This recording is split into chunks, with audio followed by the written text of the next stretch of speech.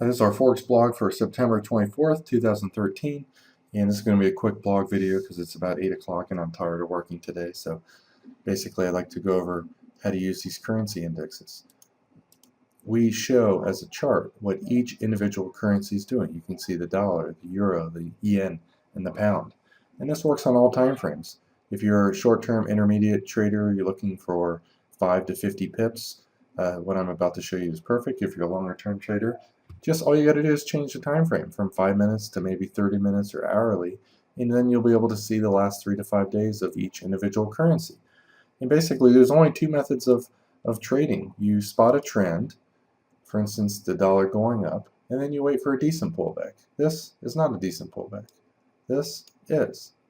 This is only because it has major support there. This is, it failed. And the only other method that I pretty much trade is when you have a trend and you have a sideways rectangle pattern, when it breaks out after going sideways for at the minimum 35-45 minutes, preferably 2+ hours. This is a 3-hour sideways. This breakout's very likely to go, and that's it. And the longer the time frames, you would also be able to see that. For instance, let me just bring up an hourly because I got an email from today from somebody that says that he doesn't want to trade this method, and for whatever reason he couldn't figure out how to adapt our tools for longer term trading. I'm just going to show how ridiculously easy it is to use different time frames to accomplish the same thing.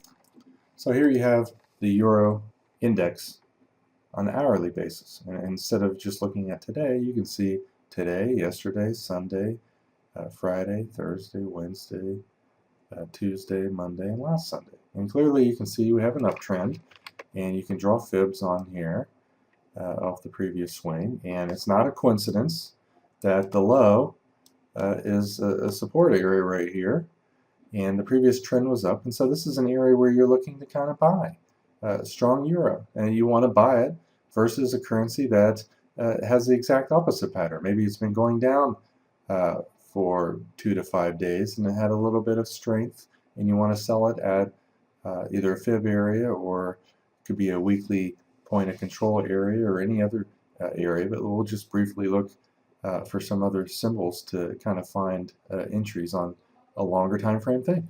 All you got to do is adapt what I show intraday to longer time frames, and it works. It's that simple. This is preschool level easy.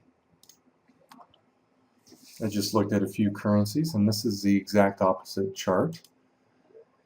So in the euro, you can see a 3.5 day up move, followed by a pullback. You want to look to buy the 50% or 62%, and the exact opposite happened in the Australian.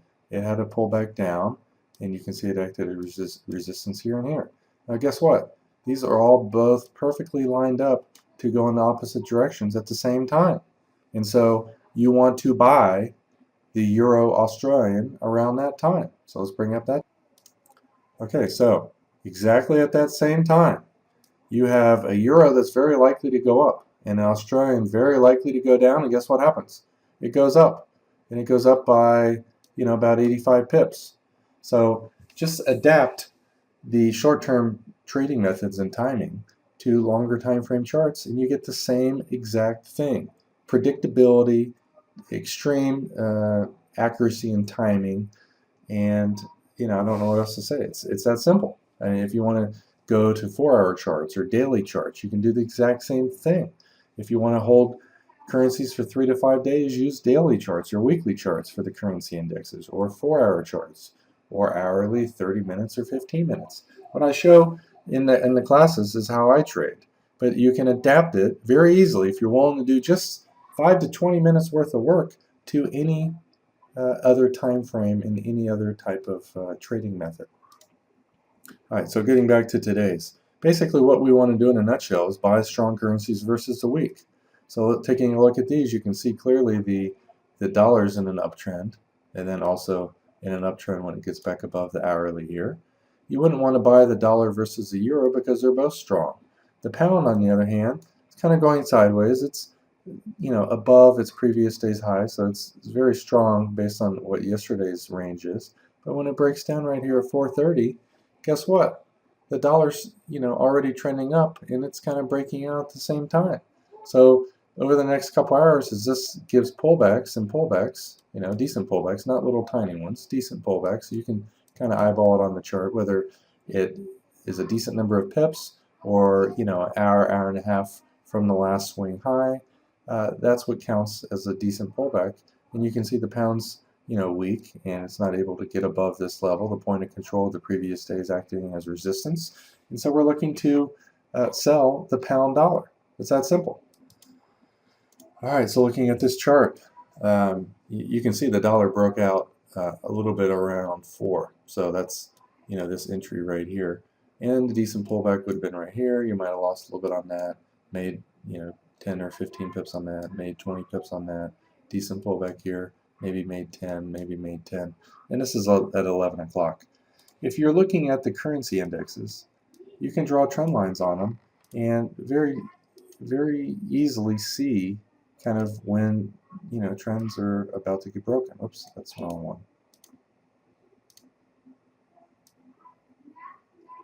You can see that this actually broke above this trend line way back at 10. So really after 10, the pound's probably likely to get a bounce the other way. When you see this little pullback after it did something very strong, like break a trend line, you could look to buy the pullback. You look at this chart up until 10.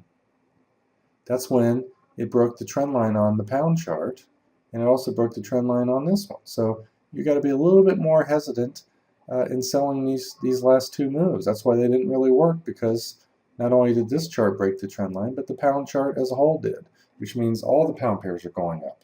And if all the pound pairs are going up significantly enough to break a trend line, you don't want to be, you know, taking that trade. It's that simple. Anyway, that's it for today's blog. I'm going to go relax and get back to work again tomorrow early, and looking to redo a website, update a new version of the software tomorrow with about 150 changes to our FX trading signals. Once I get the website down, I'm just going to work 100% on automated systems, and that will benefit our customers with better Forex signals. And we might even offer Forex signals for people who have Forex accounts that may not want our software, may not trade enough to justify paying for the e-signal data, but they would like to get the signals without having any obligation to pay for data if they don't trade that much. So there's a lot of things we're working on now that I've got, you know, our signals in my systems working extremely well.